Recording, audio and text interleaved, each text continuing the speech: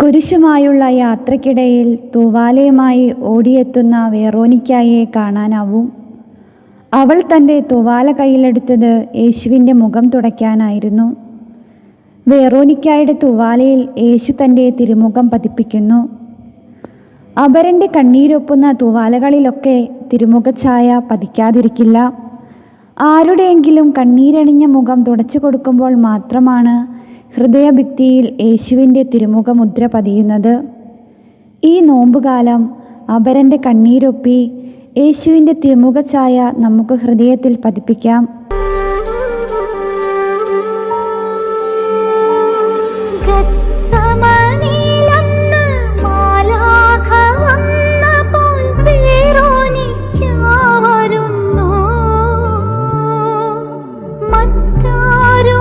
ശ്വാസമേകാത്ത യാത്രയിൽ നാഥന്റെ